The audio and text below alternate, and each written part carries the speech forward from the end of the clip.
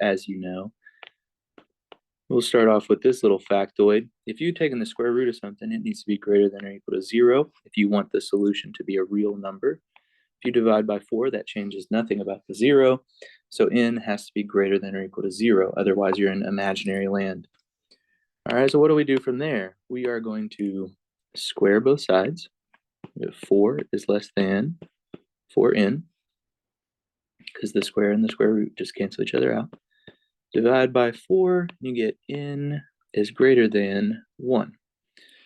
So n has to be greater than 0, no problem. N is greater than 1.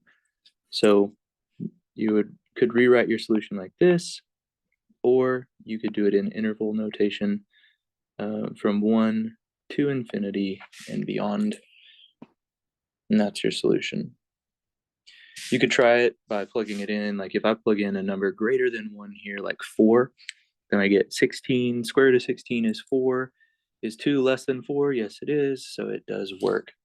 If you graph that, again, we want to see when is the square root above the 2 line.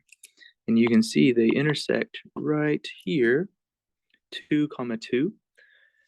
So wait a minute. Do I have the right things in here? That's not true, is it? It's not 2, 2.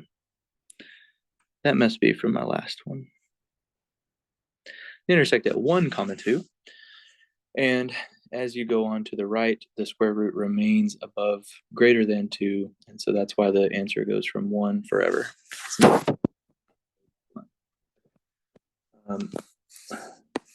Next one.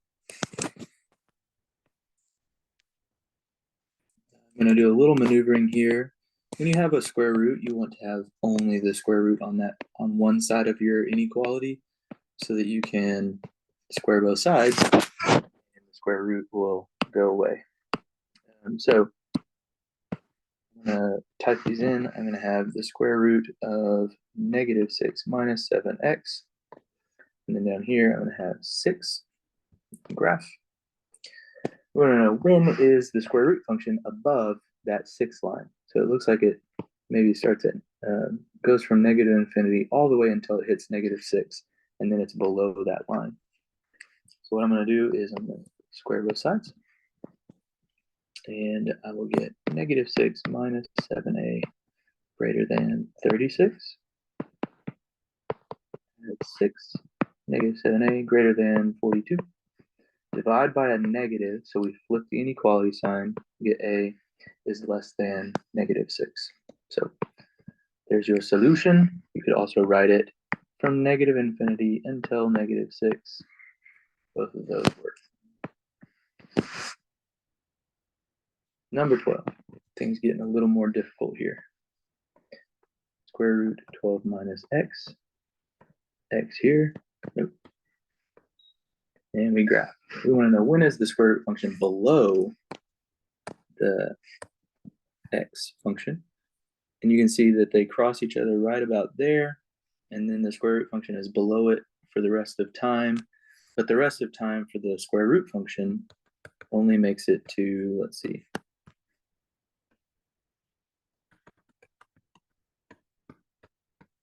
See that there's an error when x is 13. That's because underneath that square root, we have 12 minus v needs to be greater than or equal to 0. Switch the inequality sign. V has to be less than. That's one of our boundaries. And then we want to find out where does that vertical line place. So square both sides. 12 minus v less than or equal to v squared. I'm going to put everything on this right side. It's got to be greater than or equal to 0. And then I'm going to factor. Okay, so remember again, when we have a quadratic, solving it is only going to help us find out when is the value going to be equal to 0, but it's not going to tell us whether the numbers on the other side of that are going to be positive, negative, positive or negative. So we're going to have to do that ourselves. There's a couple ways to do it. We'll look at b plus 4 and b minus 3. Those are our two factors. and they give us the solutions of -4 and 3. So thinking about this quadratic, it's a positive quadratic, which means it's a happy quadratic. It opens up like that.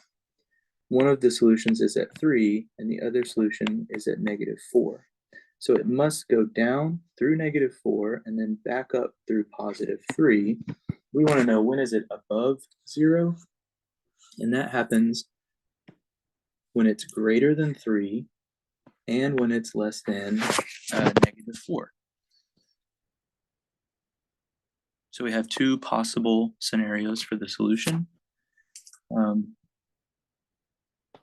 if we try both of them over here, let's do that in red.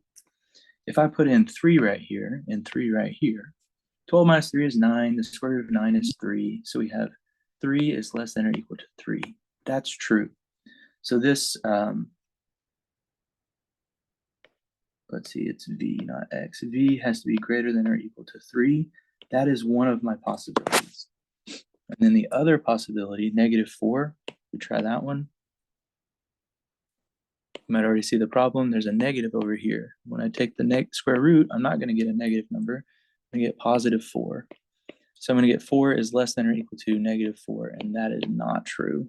So these are extraneous. These aren't solutions anyways. So I'll only get v has to be greater than or equal to 3, and v has to be less than or equal to 12. And my solutions are from 3 to 12 in interval notation. So you can also use this method, and instead of graphing it, glitching. Instead of graphing it, you can just think of some examples or some possible numbers. So for example, something over here like -6. If I plug in -6 into the factors, I would get -2 times -9. That's a +18, which tells me that this region from -infinity all the way up till -4 could be a solution. We know now that it's extraneous, but and then in the middle, I always pick 0 if I can. I'm going to try a number between there just to see, is it greater than 0 or is it less than 0? So if I do 0 plus 4, 0 minus 3, it's a positive times a negative. That's going to be negative, so it's no bueno here. And then if I try, let's do this blue color. I'm going to try a number, I'm going to try 5, because it's just a number greater than 3, whatever works. So that would be, I don't want that screenshot. 5 plus 4, positive number, times 5 minus 3, also positive. So this region, everything over here, forever and ever, will give me a positive answer. And so those are all.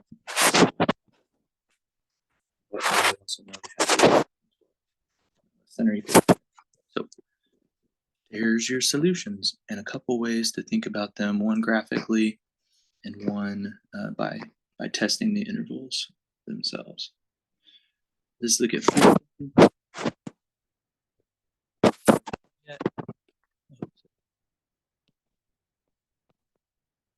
If you have one square root, it benefits you greatly to try to get everything that's not that square root to the other side, so that when you square this, they go away. The square root goes away. I'm going to graph the x minus 1 and the square root of 2x minus 2. We want to know, when is that square root below? When is that square root below the the red line? Okay, so it looks like there's this little section between here and here when it's below that line. One of the boundaries for this is that 2x minus 2 has to be greater than or equal to 0. X has to be greater than or equal to 1. So it's not greater than or equal to 1, it can't be a solution. Let's get after some squaring.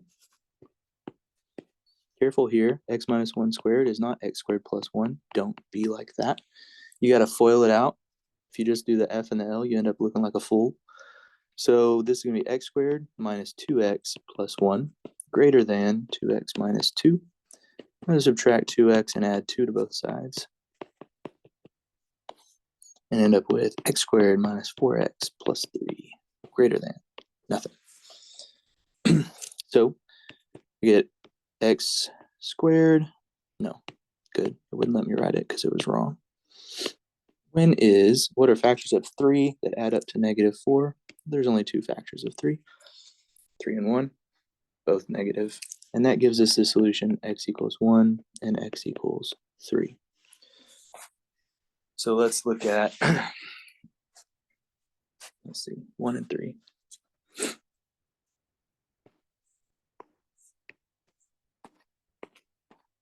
I'm going to create a little line here. The first point that I'm going to try is the point 0. So I'm checking everything. The 3 regions here that we're checking to see, is this region a solution? Is this region? Is this region? So I already know that 0 can't be a solution because x has to be greater than or equal to 1. So I'm going to actually just ignore that. It just can't be because it's not greater than 1. All right, now let's try something between 1 and 3. 2 is between 1 and 3. If I plug in a 2 here and a 2 here, then I will get negative 1 times 1 is greater than 0. Is that true? No. It's not greater than 0.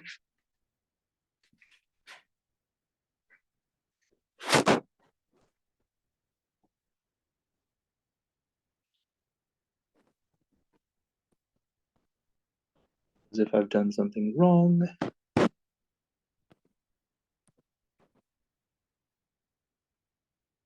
Oh, as long as the square root function less than that line. I misspoke earlier, the blue line. So we're actually looking at everything to the right of that point, going on to eternity. Okay, so speaking of eternity, let's look at this next range, which goes until infinity. It doesn't ever stop. So it's just 3 is the boundary of that. It's where they cross. So they intersect. They intersect when x equals 3. So we already know that that's when they equal each other, but we want to know when is it greater than. And so if we try to plug in 4 for that, 4 here and 4 here, 16 minus 16 is 0, 3 plus 3. 3 is greater than 0. So this section works, and it's greater than or equal to 1. So our solutions are x is greater than or equal to 3, or, no, not greater than or equal to, just greater than, or 3, comma, infinity. All right, one more before we head to the house. Let me see if this one's any more difficult. Okay.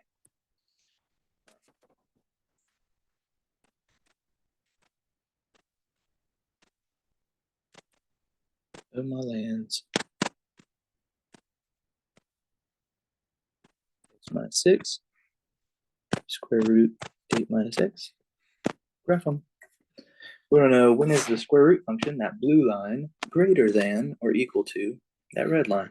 So it looks like from negative infinity until question mark. So I'm even going to put that negative infinity until something. When do they become equal?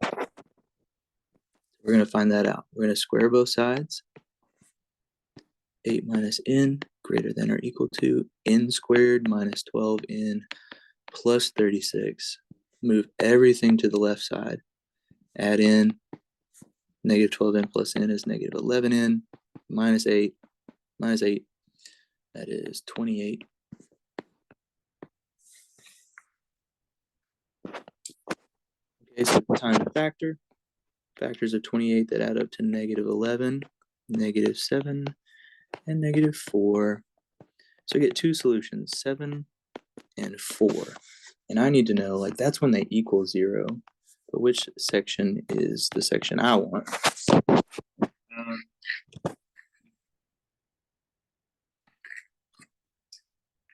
We can look at the graph and determine that.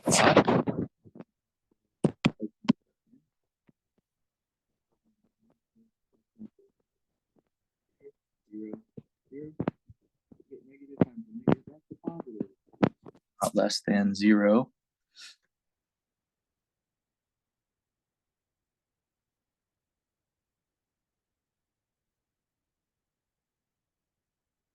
So it can't be a part of my solution.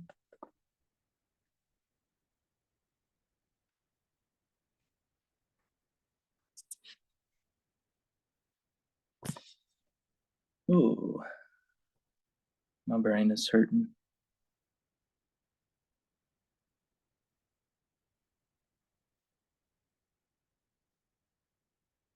What have I done? I'm just going to go with it. Maybe I'll find my mistake at some point. 5 here, 5 here. That's a negative times a positive, which is negative. So that region is part of my solution.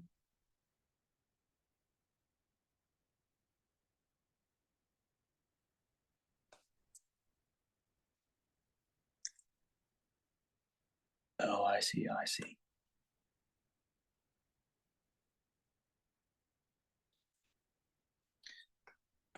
Okay, I figured it out. I'm not crazy, maybe.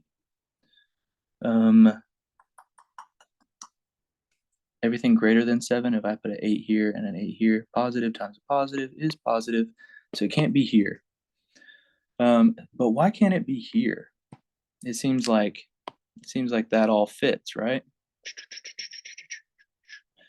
Let's see. If I take my 8 minus n, it's got to be greater than or equal to 0.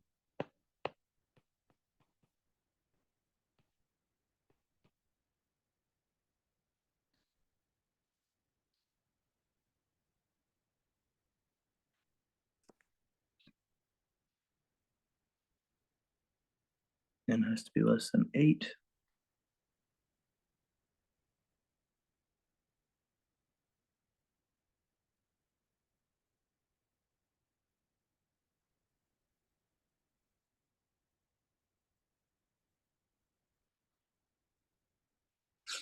So that's fine. Oh, sorry. I'm running out of steam. My brain's going away. So that's not a problem. This is fine. But it's positive. So let's try 4. If I put in 4 here, and I put in 4 here, then I get the square root of 4 is 2, is greater than or equal to negative 2. That's perfectly all right. 0, 8 minus 0 is 8. 8 is greater than negative 6. Why?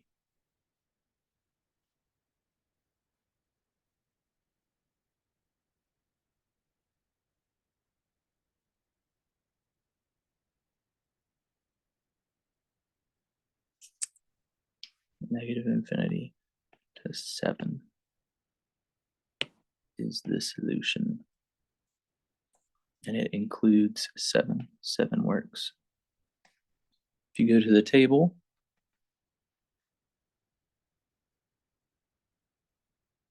you see that they're equal to each other when x is 7. And that's the boundary condition when they're equal to each other.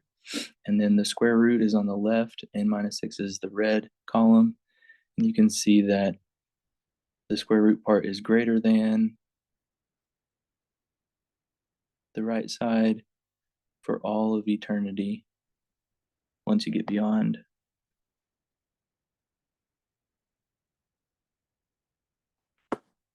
that.